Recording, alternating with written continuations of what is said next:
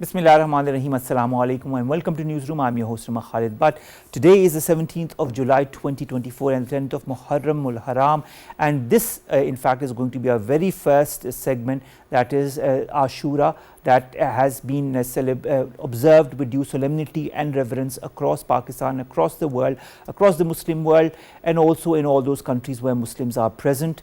And of course the Yawm Ashur, the 10th of Muharram-ul-Haram, is a day that represents many things. It represents a certain philosophy, it represents a certain element of a sacrifice. What did that sacrifice represent all those years back, and what relevance does it have in this day and age for our youth, for our Muslims, for our Ummah, and what kind of messages did the sacrifices of those Muslims who gave their lives for the greater good of humanity, and for a very big reason, that was for understanding what the element of sacrifice was all about and why it happened and how it happened, is something that a lot of people, even this day and age, do not understand properly. We will try to decipher some of the aspects, because if we sit down and try to understand the whole concept of Muharram-ul-Haram and Ashura, I think it will take more than a couple of hours to do that, but we will try in whichever capacity we can in these couple of minutes to understand the importance of Ashura. This is going to be our first segment. Our second segment concerns Palestine and Israel, the day 285 of this very conflict that has been going on. The number of casualties that are increasing, those who are in need of medicine, food, water also keeps on increasing. The aid is not coming as it should.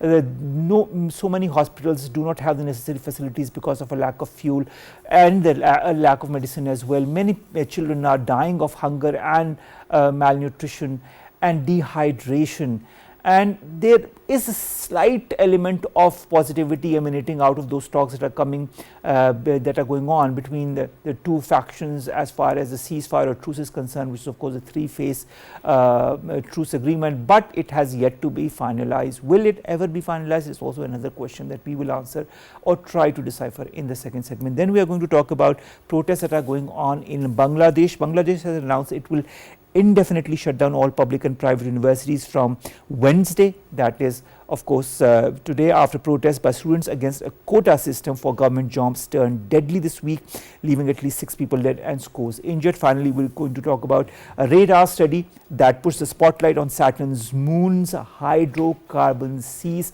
Titan is the moon, and hydrocarbon seas means that there could be some element of life present there, and a lot of similarities between Titan and of course our Earth, and whether it be the gases, whether it be the way the moon is shaped, and the different chemicals that are present there. This is going to be our last story. Let's begin with our first, and that is Ashura, and of course or the Yawm Ashur, the 10th of Muharram-ul-Haram, which has been observed all across Pakistan with due reverence and solemnity.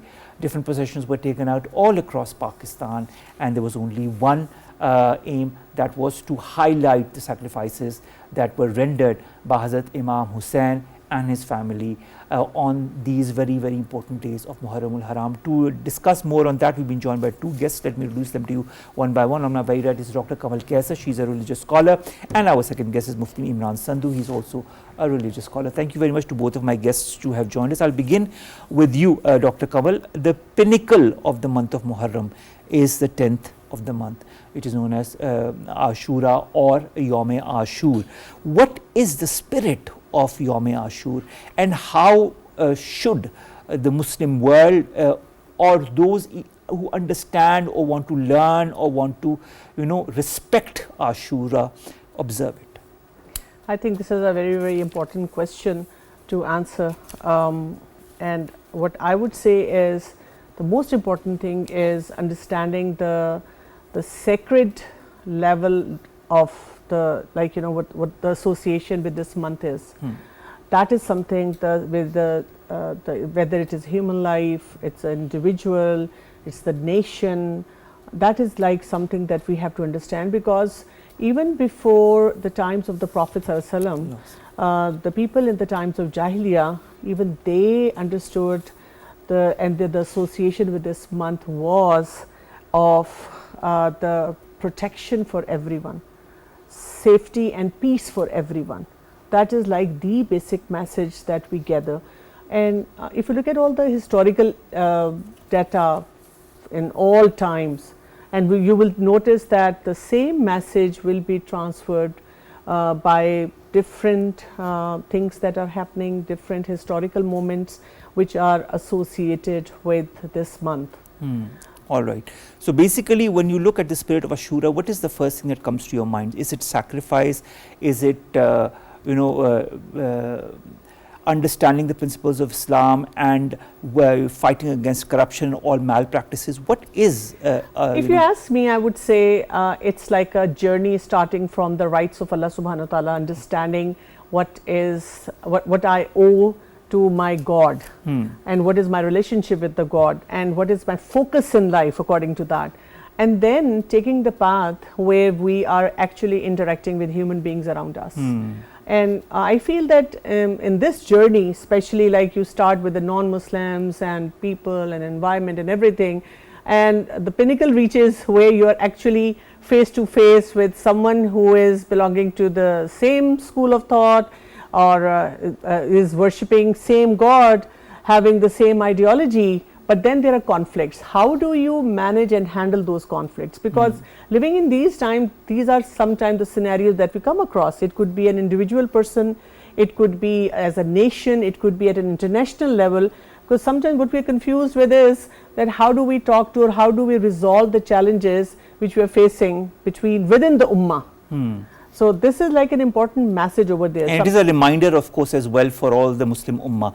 Mufti Imran, the 10th of Muharram marks many important milestones as far as different religions are concerned. Whether when it comes to some, there's also the Hazrat Nuh's story. Then there is the story of Hazrat Musa alayhi salam as well, which is in relevance to this day. What are the important aspects of the 10th of Muharram? We know it is Ashura, but there are also other aspects to the 10th of Muharram also, and therefore the importance of this day becomes even more paramount. So, Bismillah ar-Rahman ar-Rahim. Assalamu alaikum wa rahmatullahi wa barakatuh. First and the foremost is that this Muharram, the 10th of Muharram, was a very sacred day since the advent of the world. And for that matter, if you think it from this angle, that Allah chose the grandson of Prophet Muhammad, peace be upon him, alayhi salam wa radiyallahu anhu, to have martyrdom on the 10th of Muharram, it even alleviates this concept. The 10th of Muharram is not only a day of victory, a day of peace, harmony, but it is also for the people to stand for the truth and for the deen of Allah subhanahu wa ta'ala. You know, according to the Aqidah of Islam, nothing happens without the will of Allah. True. So, choosing the day of 10th Muharram for the martyrdom of Hussain ibn Ali radiyallahu ta'ala anhu was in fact a direct order of Allah subhanahu wa ta'ala. People say there are some misconceptions about it, but the reality of the fact of the matter is that Hussain ibn Ali radiyallahu ta'ala anhu was in his 6th decade of his life, like in the 6th decade of his life, moving towards Makkah and then towards Kufa is a very well thought upon decision. It is not, it was he pondered into it, he looked into it, and the question is, why did he choose to go and show resistance to Yazid ibn Muawiyah? The reason is obvious. It was against the very ethic and very much the political system that Islam inculcates, the political reality of the world that Islam inculcates. No person should become the leader of the Muslim Ummah unless or until the Ummah decides that. This is the basic rule. this comes from the life of the Prophet sallallahu alaihi wasallam.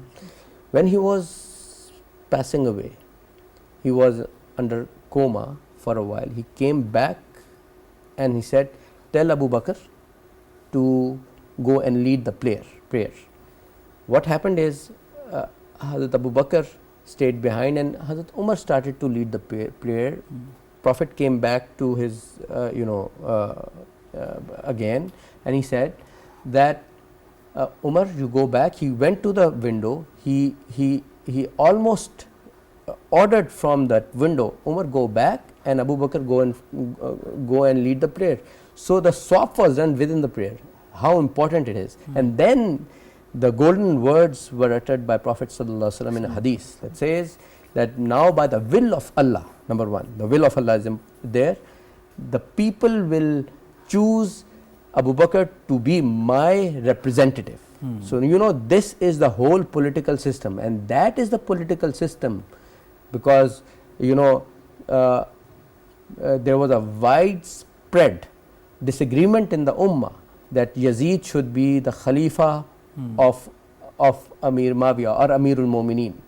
There was a widespread disagreement, rather the majority of Muslim Ummah disagreed, and that is why he had to do it by Jabr, and Islam does not allow Jabr in the matter of states and governance.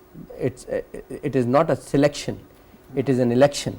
That is why he was taking bay'ah with Jabr from Hazrat Hussain, from Abdullah ibn Umar did not want him to be the Khalifa. Nobody in the Akabir Sahaba, including Hussain ibn Ali, but it was the way of the Prophet sallallahu alaihi wasallam that was upheld by Hussain ibn Ali to go and negotiate the terms. You are not eligible to become the Amirul Mu'mineen of the Ummah. All right, Dr. Kanwal, thank you very much, Mufti Imran, to have given us a little bit of a historic perspective of what led to these first days of Muharram.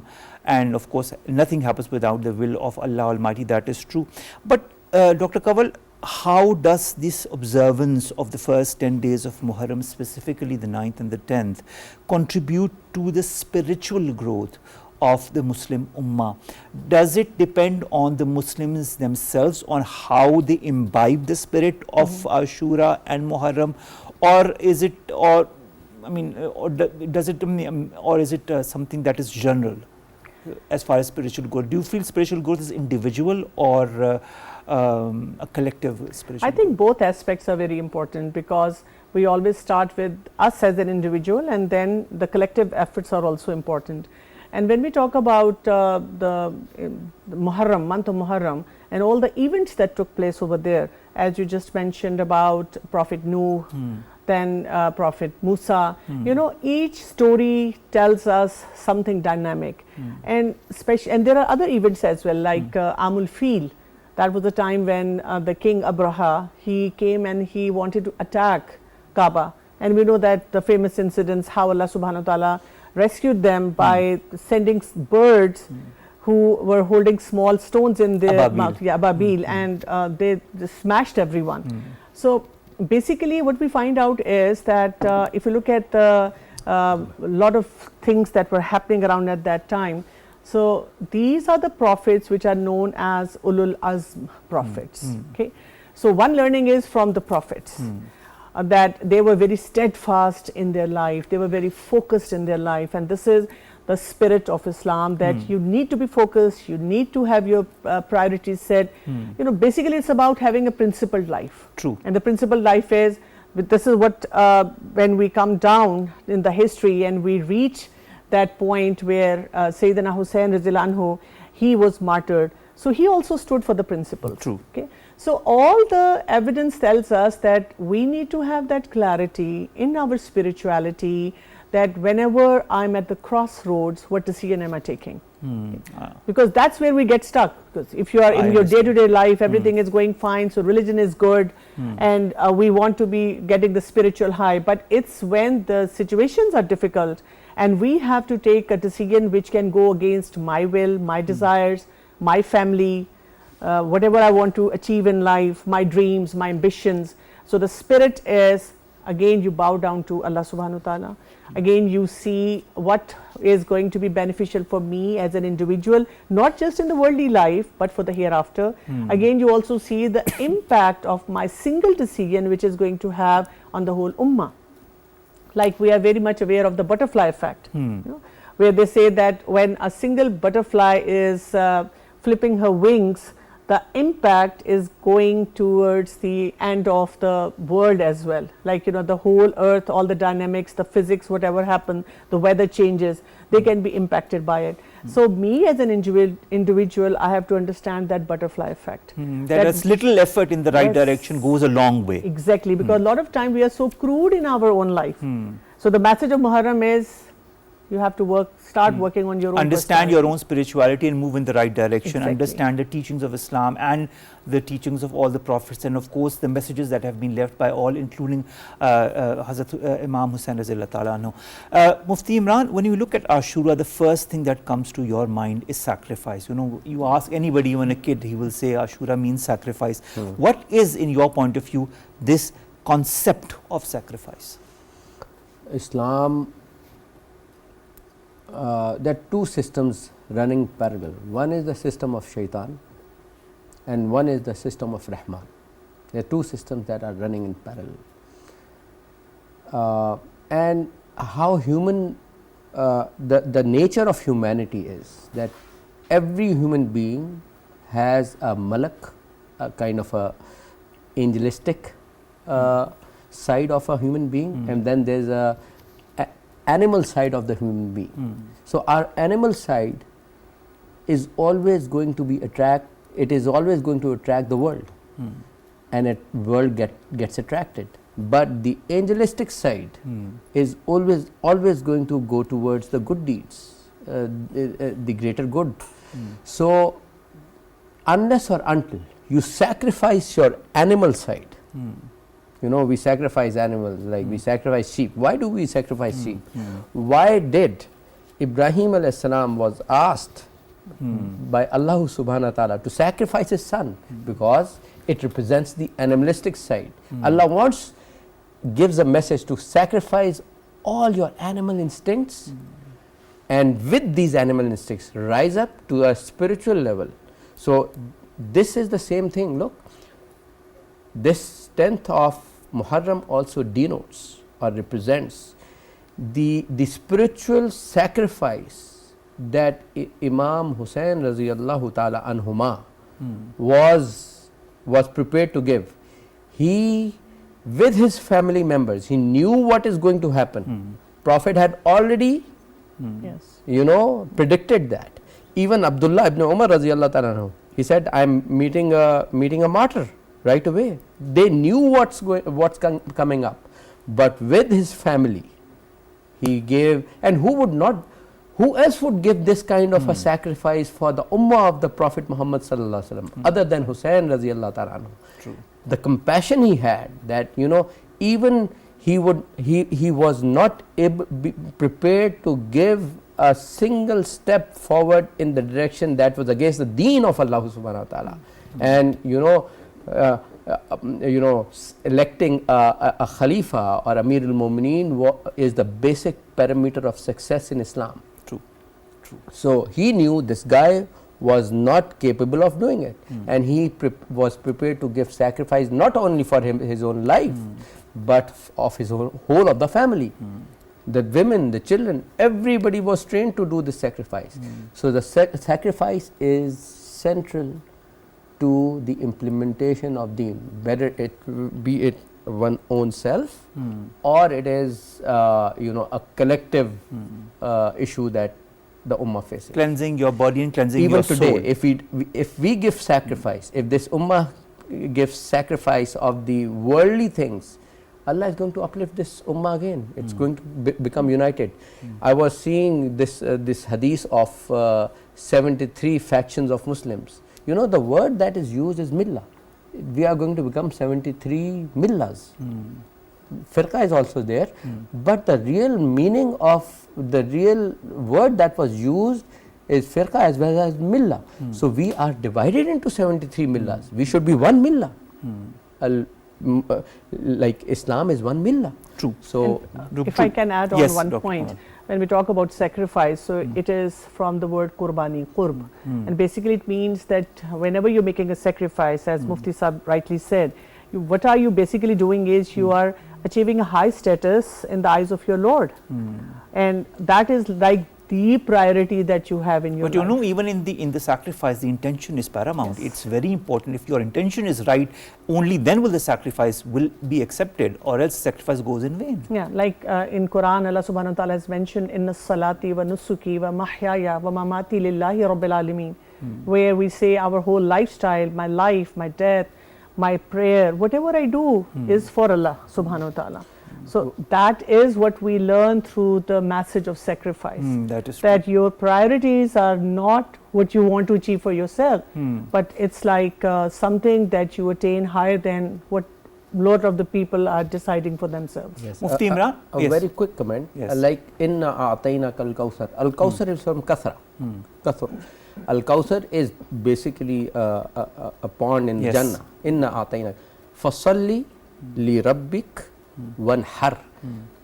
Only pray for your Lord and give sacrifice for your Lord. Inna shaniyaka huwal abtar, and your enemy is going to go in vain. So sacrifice is just, the intention should be just for lillahi rabbil alameen, as my sister mentioned. That is true. Mufti Imran, a lot of people talk of Hussainiyat. You know, there are different definitions of that. But in a general aspect for our audience, how would you describe Hussainiyat? Hussainiyat is again giving everything for Allah and His Messenger, to sacrifice every aspect of your life, all the seconds you have, all the minutes you have, all the hours you have, all the children you have. You know, fidaka ummi wa abi. Prophet ﷺ said, you cannot be a moment until or unless you don't love me. Prophet said, more than your parents and your children and your siblings and everyone. So, you know, the basic message of Islam does not come into the heart. Har tamanna dil se rukhsat ho gayi, ab to aaja, ab to khalwat ho gayi. You have to take everything out of your heart. If everything goes out of your heart, then only love of Allah as Messenger is going to come to that. And this is acquirable. This is nature, human nature as well, going towards the righteousness, and then it is an acquired love as well. We have to acquire this love, and it would not come unless you are prepared to give everything in the way of Allah. True, true, that is true. Dr. Kanwal, we saw how Hazrat Imam Hussain was not only, he sacrificed himself, his family as well, but his sacrifice, in my point of view, and I'm sure you'll agree with me, is neither time bound, it is nor faith specific. He stood for the marvels of emancipation, for compassion, for justice, and upheld the principles of never giving into tyranny. How universal is Hazrat Imam Hussein's fight against unfairness and persecution, and do you feel that the history of Karbala does continue to inspire millions of Muslims and non-Muslims alike even today? I agree 100% that this is one historical fact that if you start going through it, like, you know, whenever we talk about history, we always feel that history is very subjective. Like, some people can look at history from one perspective, others can see the same person as a villain. But whenever we read about the historical, the whole sequence, how the events happen, even if, you know, some of those events sometimes we don't agree with, but the basic core that comes out of Sayyidina Hussain Rizal Anhu and his family is remarkable. And at every point what we find out is he was in a very difficult position, because he had to take decisions, and he had to he was from Ahle Bayt, and, you know, like when you're coming from a family where everyone is looking up at you, you are the role model for them, they are setting a high standard of expectation from you, and then there is such a political scenario where you do understand that it's going to be very difficult for you, and then you have at every point to make a decision where it should not be affecting Ummah. Make a decision where people understand that how we can still, like, you know, I mean, he was all the time, he was not like going in an aggressive manner to reach out and kill anyone. At every point he was trying to understand, he was trying to move forward and trying to, like, you know, sort of negotiate with them so that the Muslims, they should not suffer. It was like for the larger people that the community should not suffer.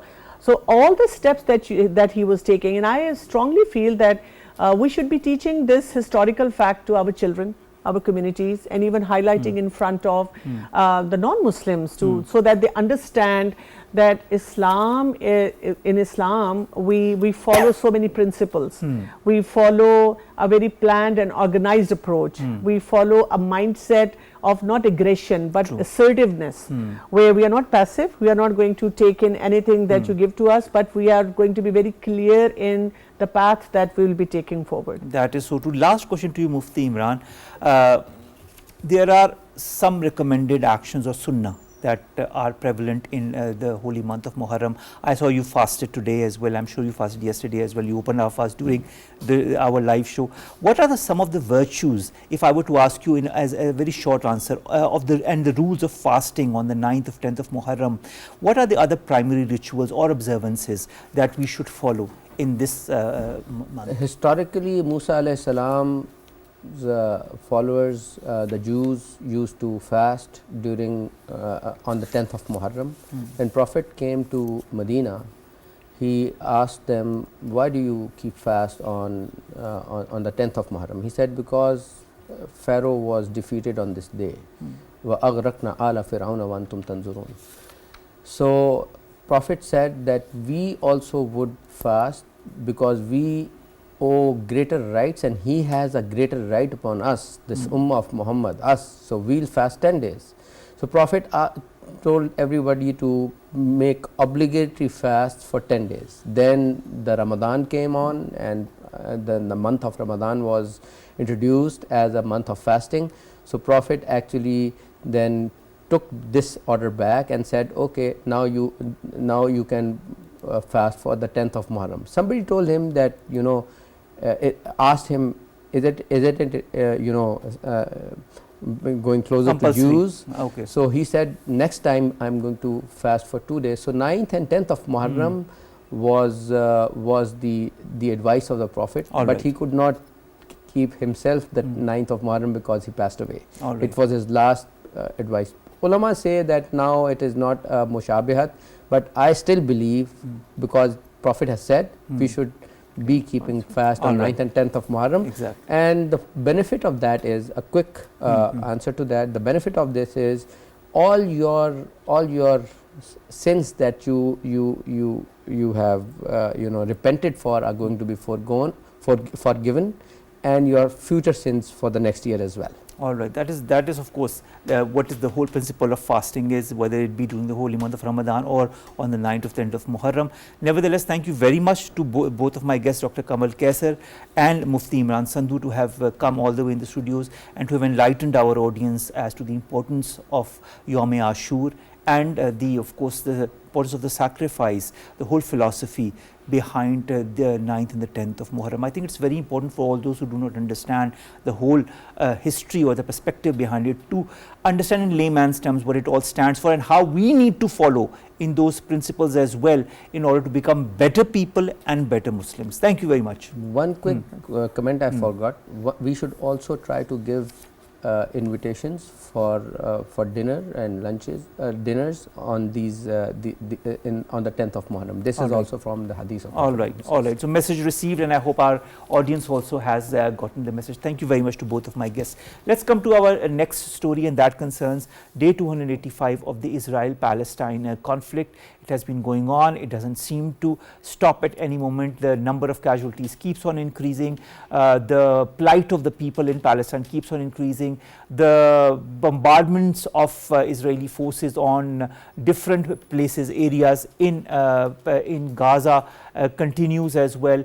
Different shelters where these people are staying are also being bombarded by Israel. At the same time, there's a lack of medicine, of food, of water, of basic necessities as well, and that is what is adding to the bereavement, to the havoc that the people in Palestine are undergoing.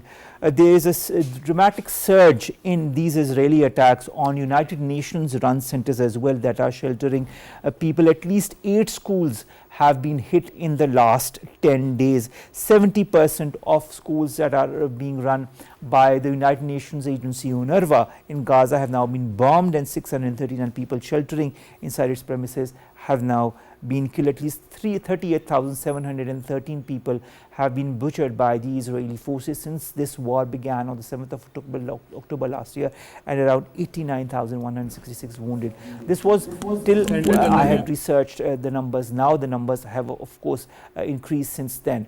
But this is an ongoing butchery, should I say the least, genocide, ethnic cleansing that has been going on in Palestine, and this needs to end, despite the fact that there are talks about truce, about some kind of pause in this fighting. But the fact is there needs to be a long-term solution. But will that long-term solution ever come is the basic question mark that a lot of people have on their minds. We have with us in the studios AVM retired Ijaz Malik Saab. He's a senior analyst and he joins us in the studio. Thank you very much AVM Saab to have joined us.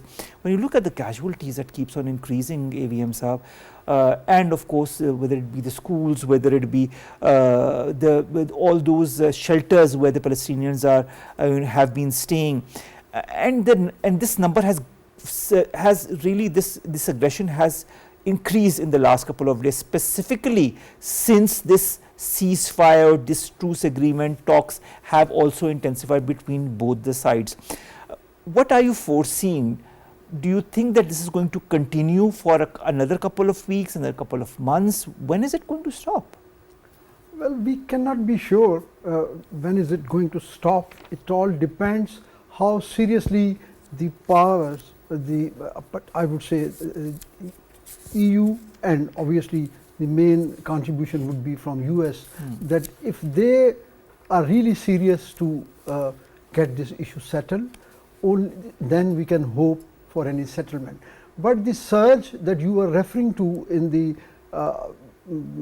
operations and aerial attack, bombing, it is well within the targeting philosophy what Netanyahu had said and what their defense minister says, because they say that we do not only that we want to eliminate the current threats, but we want to eliminate all potential threats. So that is why they are targeting schools, they are targeting children and women, so that the next generation that is that doesn't become a potential threat in any foreseeable time to their hegemonic design. And but AVM, why hit UNRWA? Why hit an organization that has been working for the benefit of the Palestinians? Their headquarters has completely been flattened.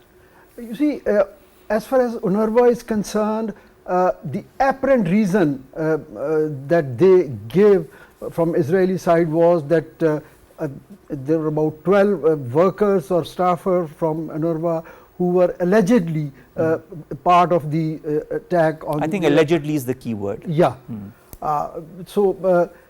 But they want to starve these people. It's not only bullets and bombs which are being used for this genocide. They want to starve these people. Food and water is being used as weapon. Yes. And once they come out, then they are being hit by the bullets. So they are taking the shelters, and probably there is a psychological side also of this attack on UNRWA, because it was established in 1949, and initially it was looking after even Jews. Then later on, the Israeli government, they took over the responsibility of displaced Jews, and it was only looking. It continues to look after in 5 areas and countries, which includes Lebanon, East Jerusalem, Syria, and Jordan, even other than Gaza, of course. So, if it is incapacitated, that means this was an icon of hope for the Palestinian, that this arrangement was done 75 years back to enable people to get back to their homes. So once this agency would be starved, because you might have seen in the media that $450 million which was the funding coming from EU, Germany and USA to UNRWA, those funds have been frozen. So it is. But some of the countries have restored their funding as far as UNRWA is concerned, but there still is a long way ahead as far as completely restoring. So this is a full spectrum, psychosocial, psychological, and as well as military might, which is being used to totally occupy the area, first of all, because every day they are not only increasing the number of casualties and injured, but the area that they are occupying, that has also increased significantly during course of this conflict. AVM sir, the borders are also being monitored and closed by the Israeli forces, due to which there is a lack of water, food, medicine and fuel. Fuel is also very important, because fuel is what runs the hospitals and their different operation theatres. Fuel is also what runs the water pumping, wastewater pumping stations, and as there is a lack of fuel, this is what is the estimate, that around 700,000 people could be at risk from a health and environmental crisis because of the lack of working of these pumps, and the hospitals will not be able to give the necessary treatments to the people as well that have been injured by the same Israeli forces because of the lack of fuel. If not by bullets, just as you said, Palestinians are dying of hunger, of disease, and there are different elements of this warfare that are going on at the same time. Is this setting a new precedence of violence in the 21st century?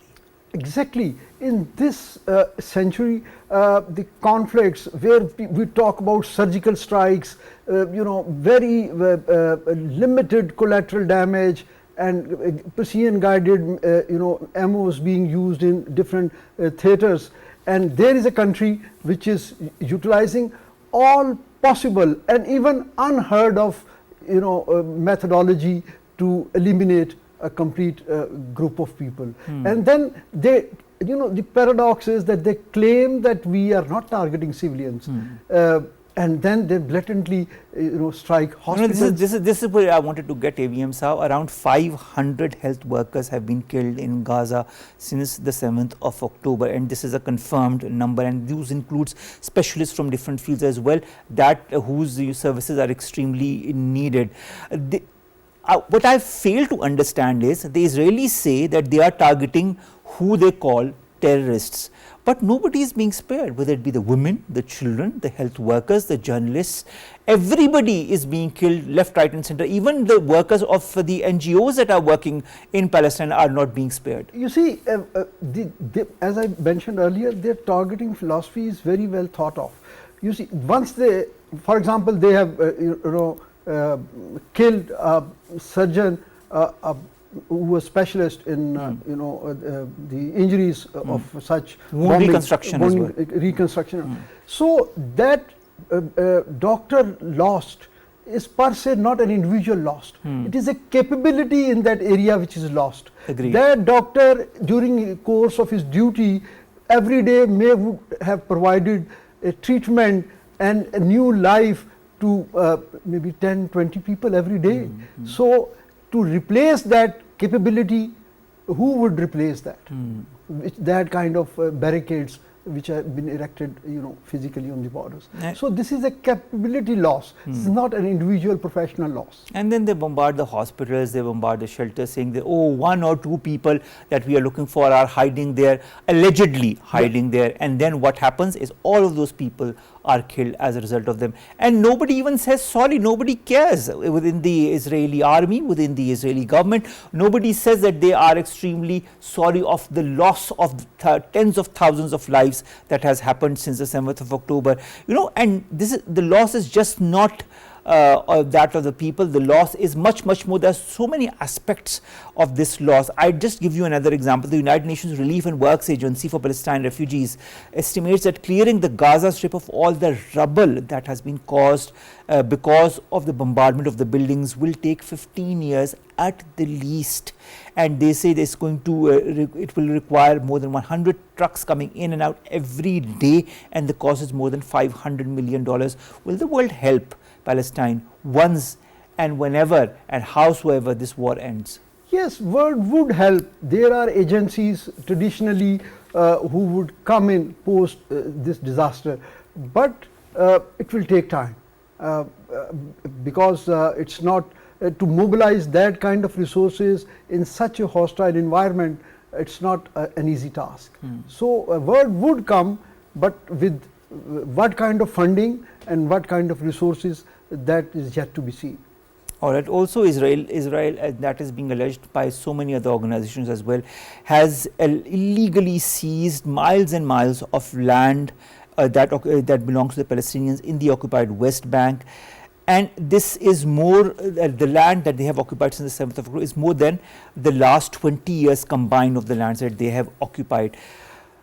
Is this also part of the Israeli game plan to occupy as much of land as possible from the occupied West Bank, from Gaza, and then install their own people there once the war ends? Yes, it looks obvious because given the precedents ever since 1967 war, whatever areas they have occupied, they haven't left that area after that occupation, and this is a very contiguous area to their area of interest. So I think this is by design, that they are gradually doing the expansion, and whenever there is a so-called peace or some settlement in this area, probably the Jews population and neighborhoods. That is what they intend to do basically in the long run. Also, how important was, is and could be the role of the International Court of Justice or the International Criminal Court, the ICJ and the ICC? We all remember how on the 26th of January this year, the ICJ had said that it had found plausible proof of the fact that Israel had committed acts that violated the genocide convention. The ICJ had then ordered Israel in January to take action to prevent the acts of genocide in Gaza. In January, the death toll was 26,083 people. Now, the death toll is around 12,630, more than that period. And we see that Israel continues with the same intensity, if not more, to kill, to butcher, to deny people their basic rights of food, water and medicine. But what I am getting at is, will the ICJ or the ICC, under the current circumstances, be able to play some kind of a role to end this genocide and bring the culpable to book? I don't think so, because in the past the ICJ decisions or initiatives to be materialized or implemented, there was a support of the power centers. You have to create that environment where the justice system could dispense justice. True. If the environment are not created, and you see what America is doing currently, that they say that the civilian death rate is alarming and statement like that, and then in the same breath they would give a statement that the hostages should be returned back by Hamas. So it's all such a foggy state of affair that it's very difficult to give any concrete opinion about it. I understand. Thank you very much, AVM Ijaz Malik Sahab, senior analyst, who have joined us, to have come all the way to the studios. This is an ongoing war, and this is a war that, in my perspective, is not ending very, very soon. But the impact it has caused, not only on the Palestinians but on the world as well, will be something that will be remembered by generations to come. And I hope it serves as a lesson for not to repeat in the future. But again, these are just words. Let's see what happens in the next couple of days or weeks. Thank you very much. Let's hope and pray. And let's hope for the best. Let's put it that way. Thank you very much, AVM Sahab. Let's come to my last two stories. The first concerns Bangladesh, that has announced it is going to indefinitely shut down all the public and private universities from today, that is Wednesday, after protests by students against a quota system for government jobs turned deadly, leaving at least 6 people dead and scores injured. Bangladesh has been rocked by protests for weeks over public sector job quota, which includes a 30% reservation for family members of fighters from the 1971 war. It has also sparked anger among students who face high youth unemployment rates, with nearly 32 million young Bangladeshis not in work or education out of a total population of 170 million people. 6 people, including at least 3 students, have been killed during these clashes as per the statements. Let's hope that Bangladesh is able to curtail that by indefinitely closing the educational institutions. Finally, a radar study by NASA's Cassini spacecraft, which explored Saturn and its icy moons, including the majestic Titan moon, has ended its mission. But now that all the studies are going on as far as what the Cassini aircraft brought back, what is being unearthed is that the Titan moon of the Saturn, it has a lot of similarities with our solar system and with our Earth, which brings us to the whole question: is there life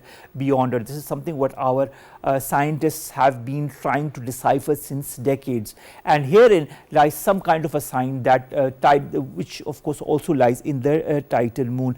The Titan moon has 3 seas near its north pole.